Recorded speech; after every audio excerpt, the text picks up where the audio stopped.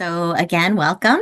It looks like we're a small webinar today. There may be additional people joining us, but for those of you that are here, welcome to our monthly webinar.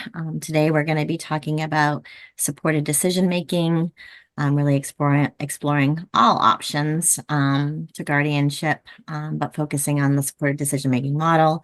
I am Allison Wiest. I am a parent trainer.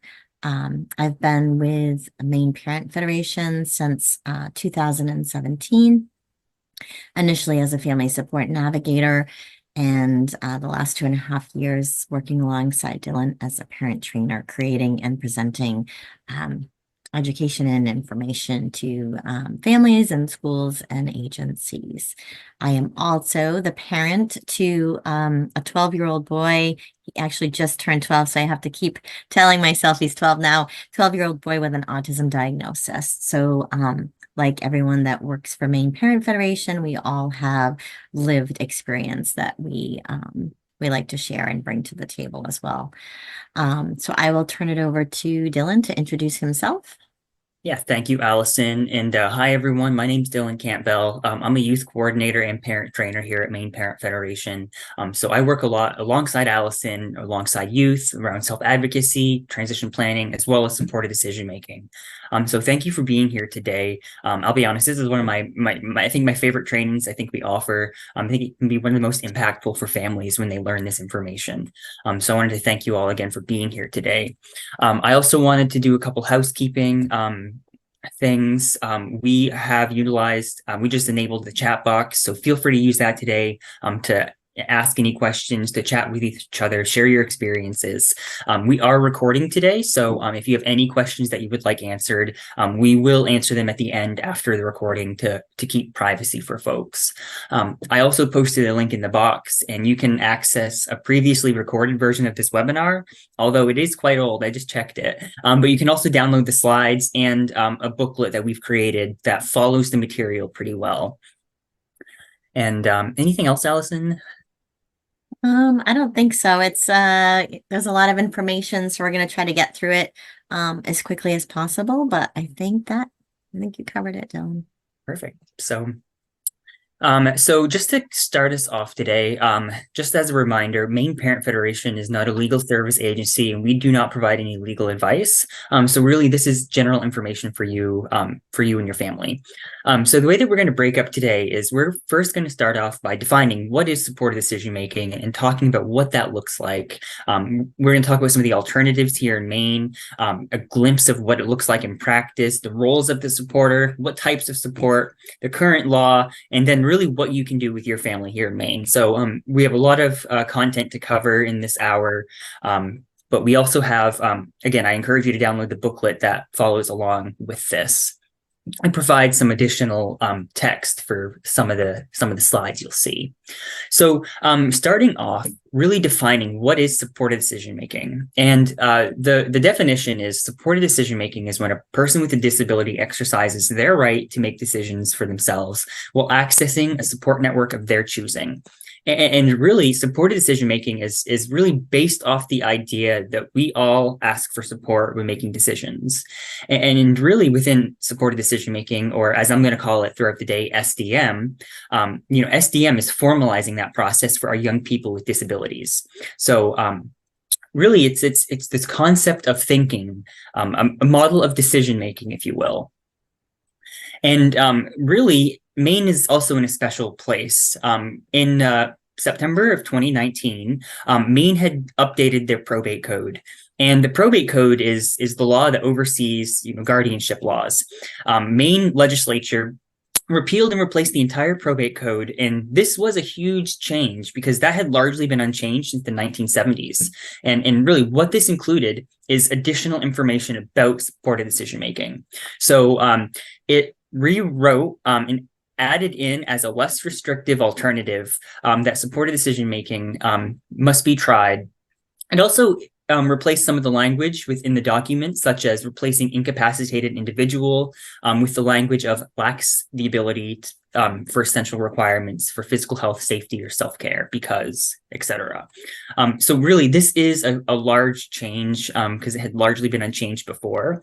And so what we're trying to do today is really kind of show you what does that mean for your family and how does supported decision-making play into this whole process. And as additional information as well, I did want to mention that Maine Parent Federation, we do not choose a stance on what decision is right for your family, but we really want to give this information for you and your family to make that decision for themselves.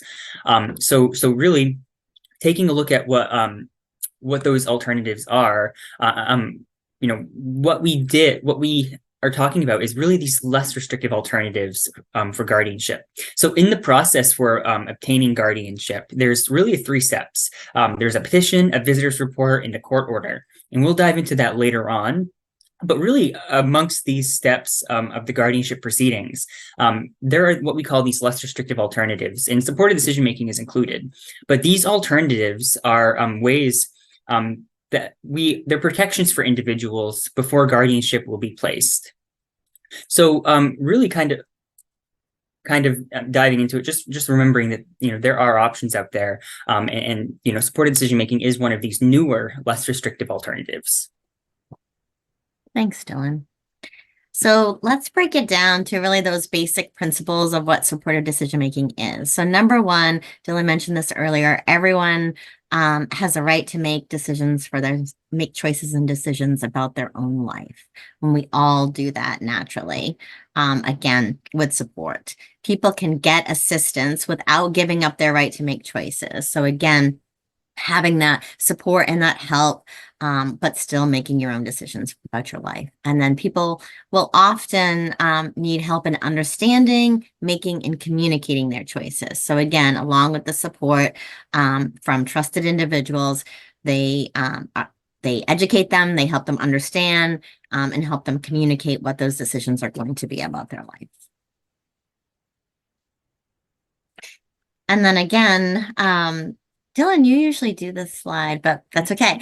I think we moved things around. So again, looking at the slide, we always want to assume ability, right? So a lot of times, even when we're talking now to families and young adults, we are talking about different ability, but we're always assuming ability until we determine otherwise, until we determine that someone can't do something. So we're always assuming that someone has the ability to do something until we're shown that that is not the case.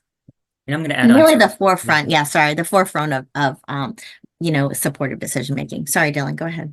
No, and that's good, Allison. This is normally my slide, so I'm not sure how that got switched. But really, this concept here and this topic, this is something that is all people should really kind of think in the back of their mind. And I encourage my young people to really think about this too, assuming your ability, assuming that you can do something before you assume that you cannot.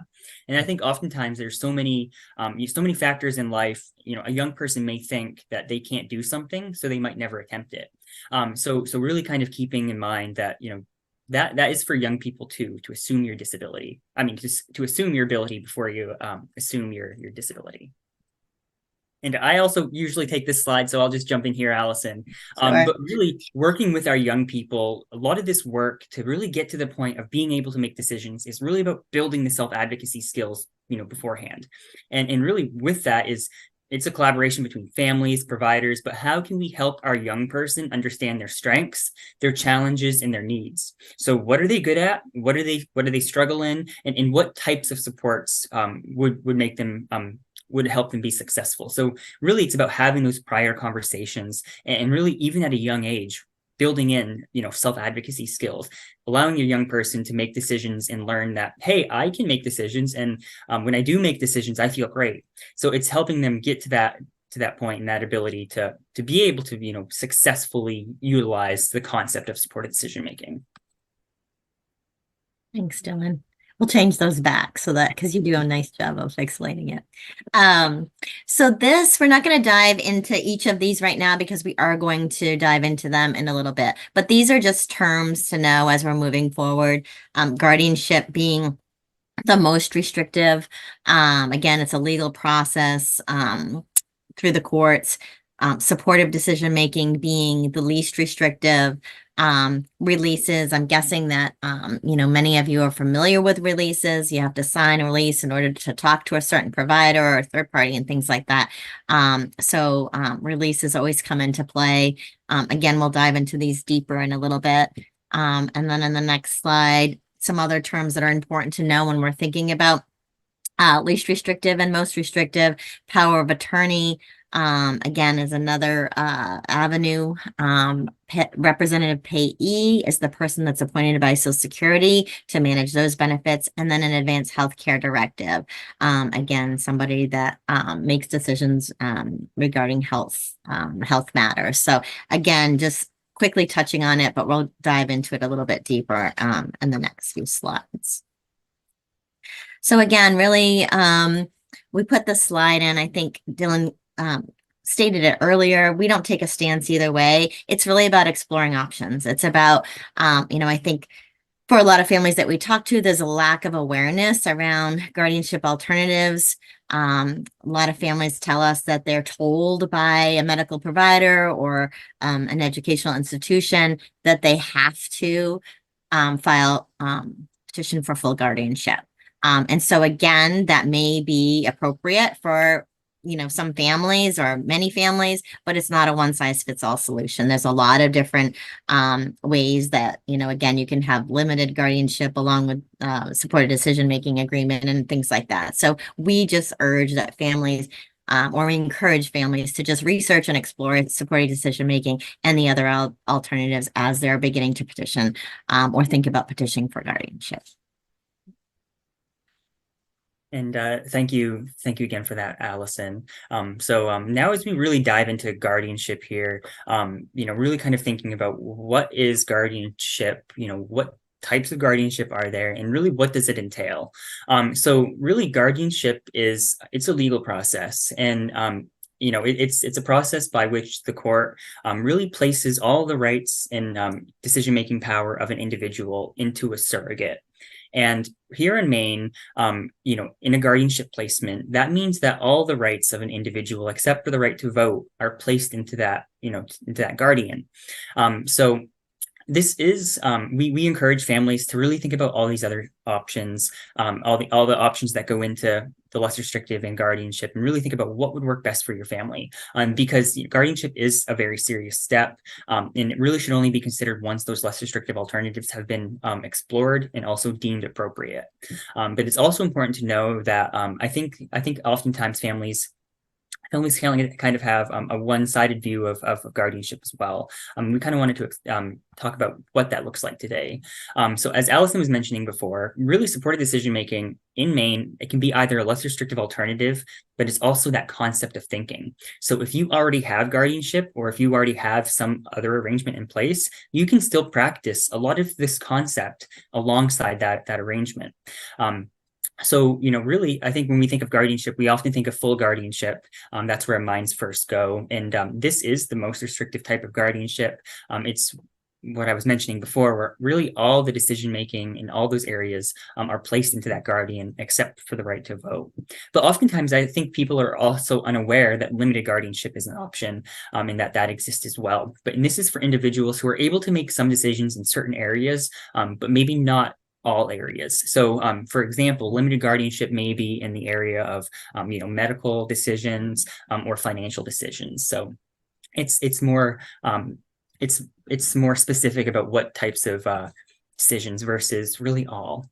And then there's also temporary guardianship, and we often see this in interim situations, emergencies. But this is a temporary guardianship where that guardian is appointed through the probate code for various reasons.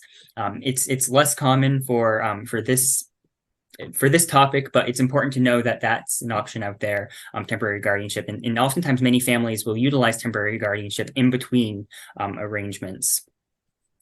And then power of attorney. This is a slightly different focus, but I think many people are aware of power of attorney, but they aren't quite sure of how it connects back to this. But a power of attorney is an agent who must handle the person's affairs really to their best interest.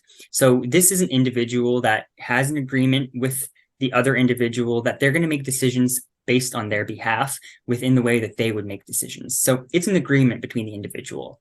So signing a power of attorney does not mean that the individual is giving up their rights to make decisions in those areas. However, they're making an agreement with this individual to make decisions on their behalf if they're unable to. So power of attorney is not like guardianship. In the case that, within a power of attorney, you can revoke that decision-making power at any time if they're making decisions that you do not agree with. However, it is still a pretty hefty decision for families to make. With that being said, we encourage you to seek out legal advice. There are many online forums and ready-made documents, and we highly advise that you avoid those and do not utilize them for your situations, as they may not provide the right protections or may provide too many restrictions for an individual. So really consulting an attorney for creating a power of attorney, but also knowing that this can that is what we call one of the less restrictive alternatives as well. Any question or anything to add here about power of attorney, Allison? No, I think you covered it. Thanks, Dylan. So another term that another alternative is representative payee. Again, for families who their loved one has Social Security money, income that's coming in, there is somebody that must be named the representative paid. In some situations, that can be the individual themselves. In other families, it may be a parent or somebody else can be named. But again, it's that person that is responsible for managing, for reporting, for tracking that Social Security income benefit. So again, keeping records of all payments, how that money is being spent, properly saving any of the benefit if that's an option to meet the needs, and then again reporting any changes that may be taking place, if there was a job or a change in income or things like that. So the representative payee is specific to the Social Security Administration to manage those benefits. So a representative payee is not the same as an authorized representative, power of attorney, or holding a joint bank account with somebody. I think that's been a question that has come up before.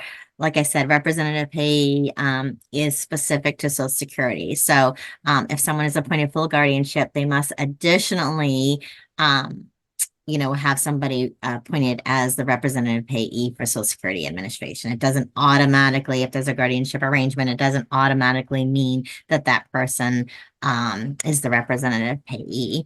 And again, the individual can be their own representative payee if that makes sense for the family situation. So.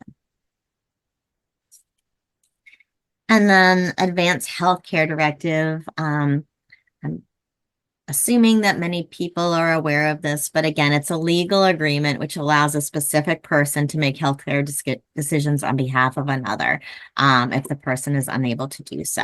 Again, examples are a sudden illness, or if somebody is found to be incapable of making sound decisions. So again, this can be around mental health or physical health.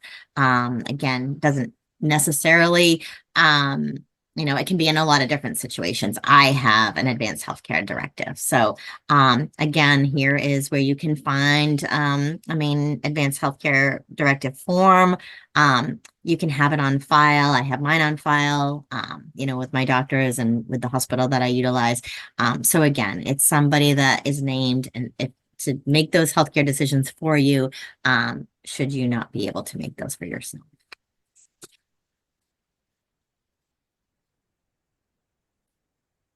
And thank you, Allison, again. I don't have an advanced healthcare. They keep telling me to do it, so I need to get one on file. But it's a pretty ready document that I think most of you might be aware of already.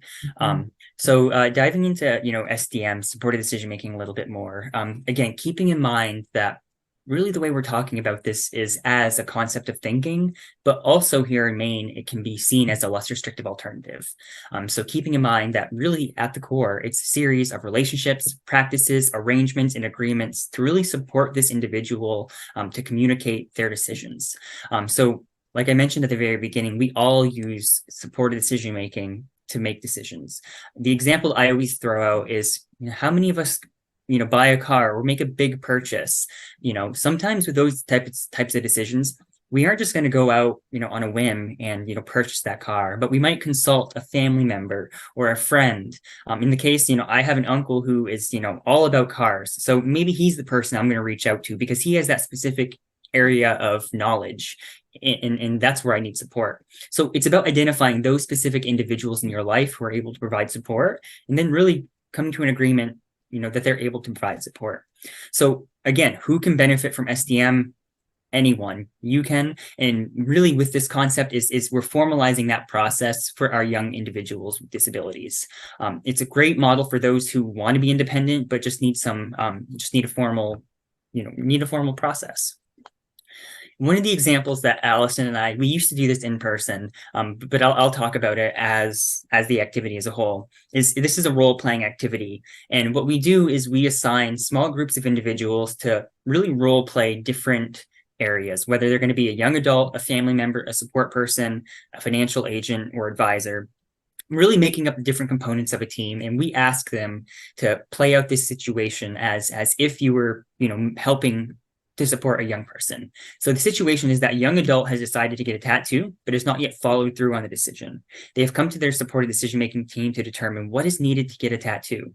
And really, as we conduct this activity, we ask them to have one supporter, they need to play the role that this morally goes against their beliefs.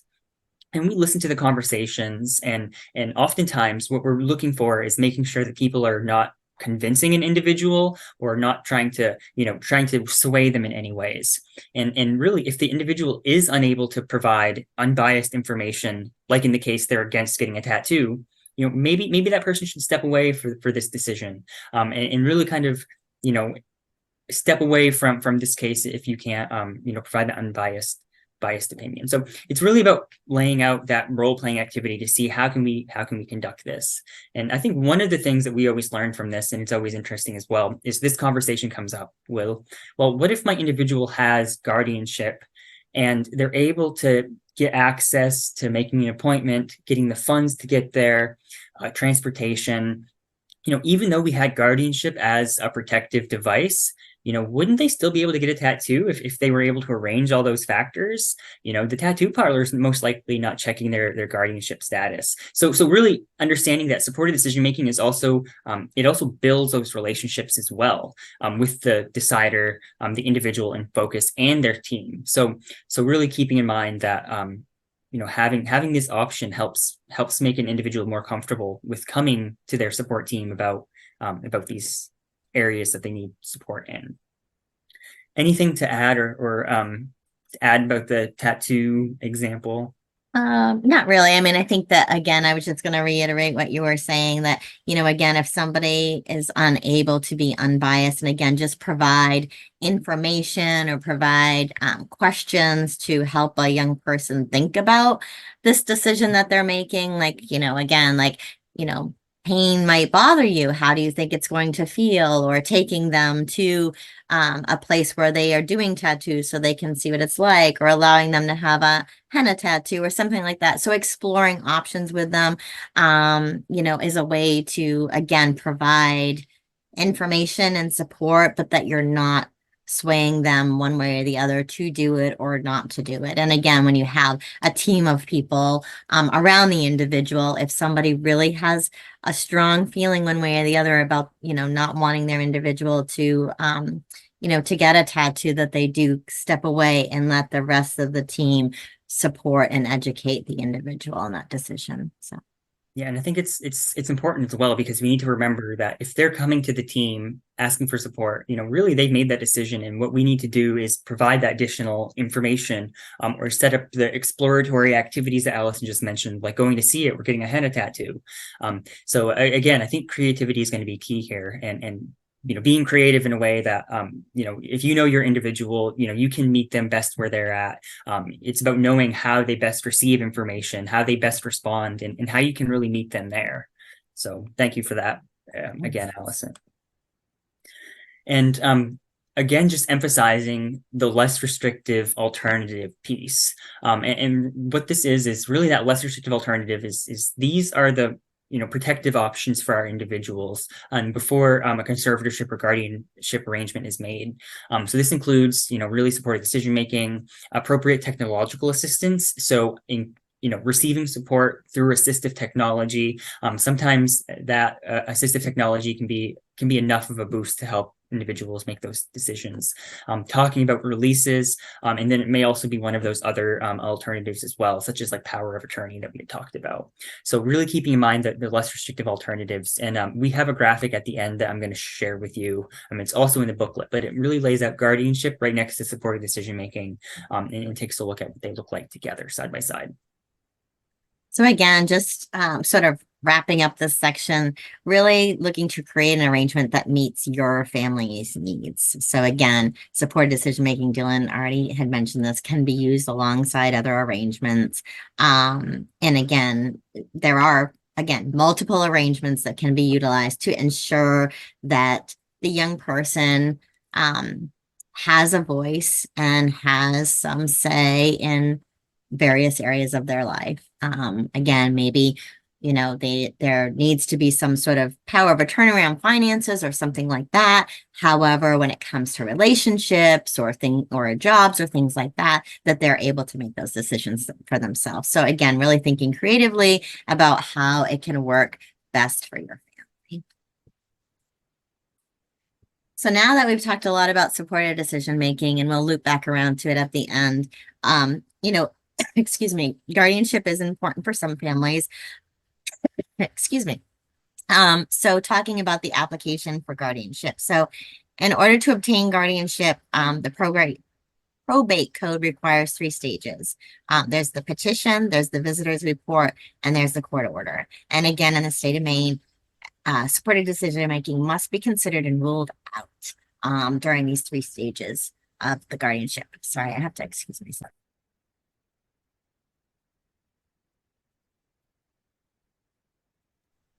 Sorry about that. Had a tickle in my throat. So again, these are the 3 steps. And again, showing that you have tried supportive decision making, and then it's been ruled out as an option as part of the process. So number 1, the petition for guardianship. It's basically a brief written description providing the reason a guardian is necessary. And it would include the nature and extent of the individual needs, that any other least restrictive alternatives to guardianship have been considered and implemented. So you've tried supportive decision making. And if no least restrictive arrangement has been, tried, then why hasn't it been tried? So the reasoning why you haven't tried that. And then also the reason why those arrangements would not sufficiently meet the needs of the individual that we're talking about. So that's the first step, that written petition for guardianship. Oh, I guess it's me. And then really the second piece is pulling people together for the visitor's report. So after the guardianship paperwork has been filed, the court will appoint this individual, and they visit with both the person filing to be guardian and then the individual that they are filing on their behalf. And this report is really trying to take a look and examine the situation from all perspectives, and then provides recommendations regarding the appropriateness of guardianship, so whether they think it should be in place or not, whether a protective order or less restrictive alternatives are available to meet the other's needs, and then also if guardianship is recommended, whether it be full or limited. So this visitor report takes a look at both sides of the situation, and really provides those recommendations based off the information that they have gathered from both parties. And then really the third and final step here is for a court order, and this is really the final step. So choosing a conservator or guardianship for the individual, there really needs to be clear and convincing evidence that that individual lacks the ability to make those decisions in their areas of life. So really what we're trying to show with the court order is that even with the appropriate support services, technological assistance, or supported decision making, that individual is still unable to make or communicate their decisions. So even with those options tried, we still are unable to make decisions. Also, with the individual's needs cannot be met by a protective arrangement or other less restrictive alternative, and also if the appointment is necessary or desirable to meet the needs for physical health, safety, or self-care. So really the court is examining, is this individual able to make appropriate decisions for themselves? Have we examined what less restrictive alternatives might be a viable option for the family? And really, as this process goes along, the court will only establish those powers to the guardian which are deemed necessary. So, in some cases, full guardianship may be granted. Or in other cases, it may be a combination of limited guardianship in certain areas.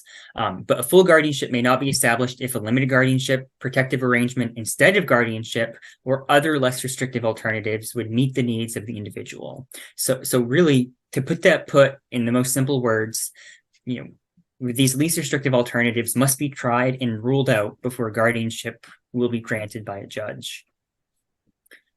Anything on that, Allison? Because that's a pretty big piece of. It is a big piece for families. Again, I think you covered it. And again, we say that we don't take a stance either way because every family situation is different. And there are a lot of families that we know. We have an employee, she has full guardianship over her son, and his needs are pretty significant. And but she still practices supportive decision making, allowing him to make decisions for himself. So again, this process of guardianship may be necessary for families. But again, you can practice supported decision making along with a guardianship arrangement. Always thinking about that.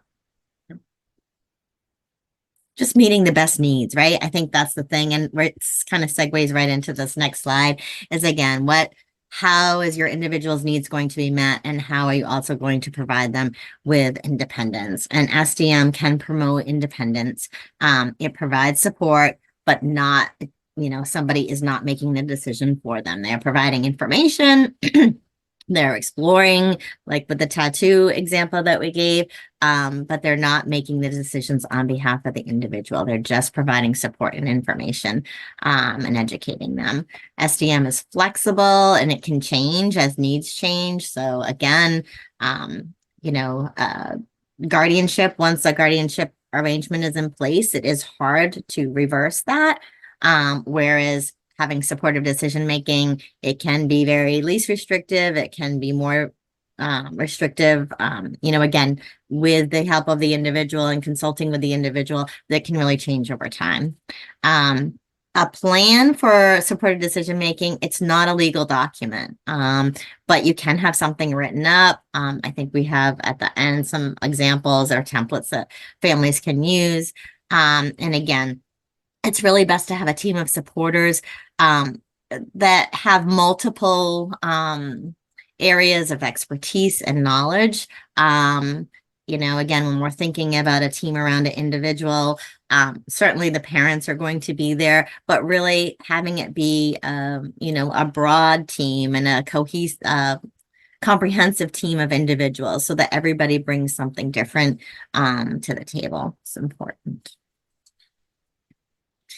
And then, many individuals may be able to reach their maximal potential and live independent lives by using a supported decision-making model, by having a team of trusted people who can support them, who provide input, to really help them make those decisions. Certainly, again, having, if they are living independently, they may need, other assistance around assistive technology and things like that. But again, thinking about how you can use the supported decision-making model so that they can live as independently and meaningfully, is that even a word? But it sounds good, and a life as possible. So again, that the individual is always making the final decisions, but they have that really core group of people around them supporting them through it. And again, really being intentional about, the individuals who are supporting that that the individual, excuse me, who is able to decide who is supporting them, how are these people supporting them. Again, they are involved in making choices even about the group or the team around them. So again, they are the ones who say what areas they need support in, who the members are going to be, who's on the team, how they need support, when they need support. So again, they are a very active part in how the team functions around them. And then really it's about identifying which areas does the individual need support in. And we have an activity, it may be on the website, but if it's not, I will make sure it's up there. But it's the activity called Who We Are, or Who I Am. And we have the parents conduct this activity, but then we also have the youth and young adult conduct this for themselves. And really what we have is we have all these different areas that you're seeing here listed out, from communication, independent living, finances, social, recreational. And then we also have activities of daily living underneath each of those categories. And then there's columns where under each of those activities, a young person is able to put, I can do this by myself, I want somebody to do this for me, or I can do this with support. And really what this is it's a self-assessment activity for a young person to really examine those areas, those pieces of our lives that they'd be making on a daily basis. And can they make that themselves, or do they need support? Then we also have parents conduct that same activity from their perspective of what they think the young person is going to put. And really, once we have the young person share that document with their parents, it's a great it's a great way to break down those boundaries between how does the parent see their child and how does the child see themselves. But it also lays out, where do they think that they need support, and how are we able to use that information? So we have those, I'll make them downloadable on the website there, but it really lays out these different areas, different activities, and puts that together. You're then able to really use that information for helping decide and build. But what we always want to remember is, for the supporters, we want to recognize, respect the individual, recognize the time, recognize the progress it took for them to get to this stage in life to be able to make decisions with the support team. But then providing those additional information, asking additional questions, maybe giving a different perspective that young person may not have thought about. We also have a best practice and recommend committing to the role for at least a year or some extended period of time. We don't want individuals to agree and commit, but only for a short time, and that can kind of throw off the flow and balance of a supported decision-making team. So really committing for some time if possible, and then contributing in an area where you have expertise. So that may be finances, that may be maybe something based off of a hobby, but which area are you able to best provide support in? And really, this is an agreement between the individual and the person providing support. So if they're reaching out and asking you to provide support in an area where you're maybe uncomfortable, then you don't have to. Maybe keeping in mind that this is really an agreement between both parties here. And we'll talk about again what that looks like more in real life. But how can that supporter provide support? So we've talked a lot about most of these different options here, but it can be as simple as knowing pros and cons, bringing that information to the young person, to be like, hey, have you thought about all these good things, and then also the consequences, the negative side. Again, we've talked a lot about experience and exploration, knowing what options are available. So being connected and knowing this may be a service or a resource for a young person. And then how can you provide that information in a way that they're able to understand, whether that is, plain language, whether that is, digital information or some other format. How can you then get that information into a way that is accessible to them? But it can also include meetings and appointments, helping them prepare. You get set up.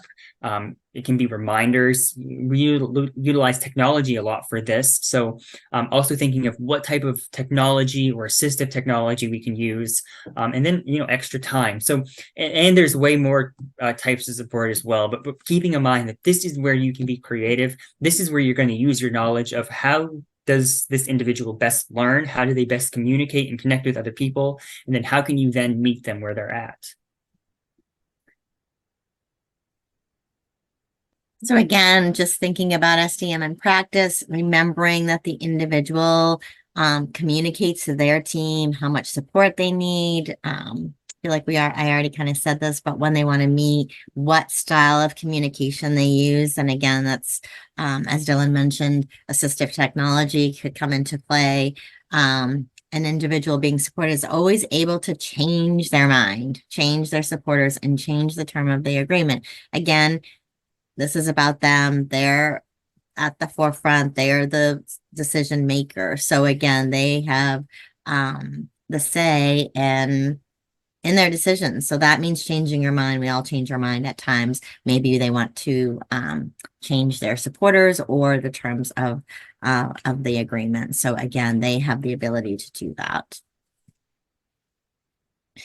And then here we just have some examples. We're not going to spend too much time on it, but just to see what an example of a supported decision-making agreement might look like. This is a nice template about who the different supporters are and how that person is going to provide support.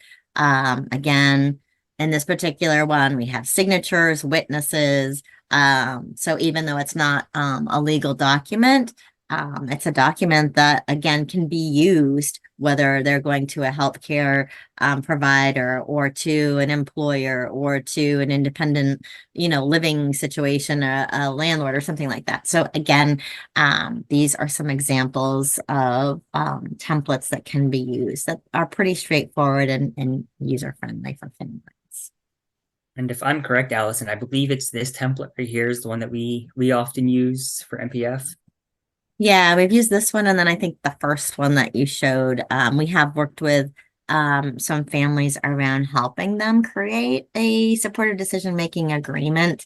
So again, going through that activity that Dylan had mentioned about how the young person feels they need support, how the family see it, and then again, talking it through and figuring out what makes sense. Again, always looking to provide the support, but also increase independence. So that is something that we've done with families, helping them create a supported decision-making agreement so that they have something in hand. Navigating the roles of being a parent or a caregiver and a supporter. It's challenging because, again, as parents, we have been the one to make decisions for our young person.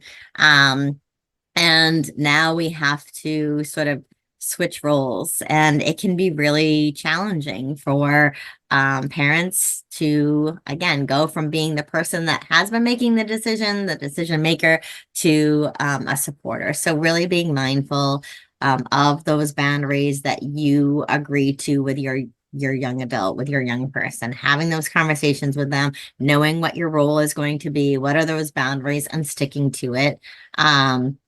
Again, that it's really just to provide guidance, education, and helping them understand the importance of making a thoughtful decision. So giving them the information that they need so they can make a good, sound, thoughtful decision about their life. And remembering that you're never making the decision for them, but it can definitely be very challenging for families. And I think I'm just going to add in as well. I think Yeah. for many families, kind of being in that role, don't forget you're always going to be parent no matter what. Yeah. But also, remembering that when you're providing support, that's kind of a distinct role in itself. So I'm trying to, keep that differentiation between the two in your life. And I think that's where it gets really difficult. And believe me, I relate to my own family with this, as this is where we're currently at, is this part with my family and my younger brother specifically. What do those roles look like? How does that change really play out? So I think it's such an important piece. And really the whole goal of this, the whole goal of, all of this work we're doing with our young person is to help them build self-determination, because we want them to be able to assume responsibility. We want them to be able to make decisions, understand that they can. And really, once we're able to appreciate their strengths, really recognize, give them the space, time, is set goals which are challenging and realistic, make appropriate choices and decisions and advocate for themselves, really building those self-determination goals, naturally and organically within this kind of model, this concept here. And once we're able to really help a young person, build their self-determination skills, then we're really setting them up for success in the future. And I think one of the most important pieces for this is really always remembering, how can we get a young person to this point? Because even in my own family, recognizing that my parents may not always be there, and it'll be up to my young person to really make those decisions in their life.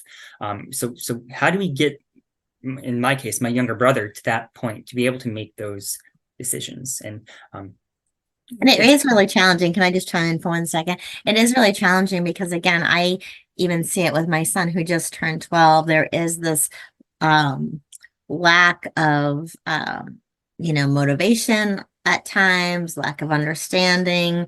And again, as a parent, and he's 12, I have a tendency of maybe over supporting at times. And so starting, recognizing that and then starting to develop these self-advocacy and decision-making skills at an early age. So again, as they approach adulthood or high school transition age, that some of that has already started to happen, and they've already had the ability to make some, even as basic choice or decision in their life. Even those beginning steps are so important.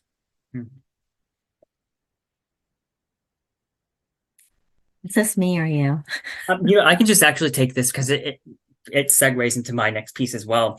So really, this is, I guess, this slide here is specific, and we're not going to go into the specifics of it, but really thinking about those specific areas that your young person may need support in. So how can we help them, thinking at a young age, how can we support them, going into this, recognizing that that individual may need support in there.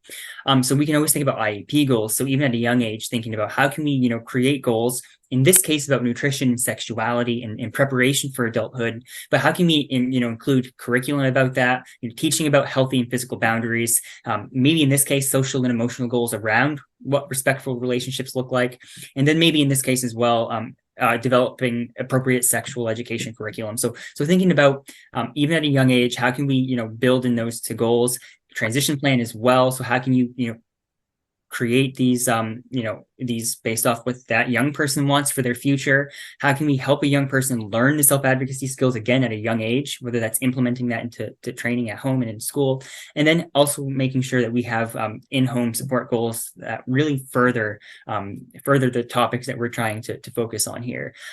So these were two specific areas of life, but really thinking about how can we support a young person to make thoughtful decisions. So the work that Allison and I do, a lot of it is with self-advocacy, helping a young person recognize that they're able, that they have strengths, challenges, and needs, and then to communicate that.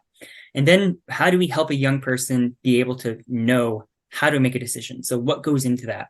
And this is another concept or model. And I work with youth and young adults around this model. And we all kind of go through these, I don't want to say steps, but these different components of thoughtful decisions when we're making decisions. And I want to help young people recognize that as well. So really, we're identifying our goal. What are we aiming for? What are the options, both good and bad? What are the consequences for each of those options? What does support look like? And how can we then make a thoughtful decision? So when we're making decisions in really any part of our life, we're going through these different components, and we may not verbalize it or we may not spend time on each one, but really helping a young person recognize that these components are there. And one of the examples there that you could try at home is maybe I want to make my own meal choices. So maybe setting up and having some decision-making conversations around this, what that would look like, and laying out what the different components of this thoughtful decision may look like. So what are the goals? What are the options and consequences? We have provided some additional resources here for families to then be able to do that. We have some links there as well to then provide specifically healthy eating. And then also for relationships. So again, feel free to take this example and practice it at home. So how would you, with your young adult, go through this example of, I want to go on a date? So how would you identify the goal, options, consequences? What does support look like? And how do you then make a thoughtful decision? So we then provided some resources for you to then be able to do that as well. But also keeping in mind that this is also, I guess, an add-on, but really keeping in mind that in this one, because it is kind of a tough topic, I think, for a lot of families, but also recognizing that people with disabilities are sexual beings, sexuality is inclusive, and gender identity is inclusive as well. So really keeping in mind that it can be tough and tricky to navigate these roles, especially being the parent and a supporter. So keeping in mind that there is some conversations to think about here. And before we kind of wrap up here, I wanted to see if we have any questions so far about anything presented today around guardianship and supported decision making. But this is also in the booklet here, and this is the graphic that I was mentioning at the beginning that really lays out guardianship next to supported decision making. But when we're taking a look at it, guardianship is a protective device, while supported decision making. Think of that graphic at the very beginning of disability with dis crossed out. So we're really thinking about how do we presume the capacity? How do we assume ability? Again, guardianship, it's restrictive by design, as all those individuals' powers and rights and authority are transferred to that surrogate. Whereas by design, supported decision making is acknowledging what support. It's asking how can we support our individual. In guardianship, we really recommend it only being used as a last resort, as it can be most restrictive, but also keeping in mind that really what situation you choose really needs to fit for your family, and into that. And then really keeping in mind that if this were a spectrum and we were to think of it as like a line, we'd have guardianship on one end being most restrictive, and we'd have supported decision making on the other end being the least restrictive, and then we would have other options and combinations in between. So I'm thinking about it as a spectrum like that. And then Dylan, do you want me to talk about this? The Family Support Navigator program, if you're not familiar, it's our most utilized program. Experienced parents that have navigated the different systems of care and are available to families to provide one-to-one support at no cost. So some of the things, we can help with locating services, providing information and resources, helping with paperwork, going to meetings and appointments. So again, it's a resource for families that we offer. And then just to remind everyone to feel free to get connected to us on our website. We have all of our different information and downloads and resources there. You can download all of our trainings and webinars. You can view a previously recorded version of download today's slides and booklet. There's so much there for you. And also please get connected to our social media as well. Allison and I, we do each of these trainings monthly. Next month will be Social Security. Social Security, as we say. That's a big one. So yes, next month on January 10th at noon, we're going to be doing Social Security. So we'll be talking about that. So I know that's an important topic for families and providers as well. So stay connected with us. Thank you, Thanks everyone. everybody for being with us today.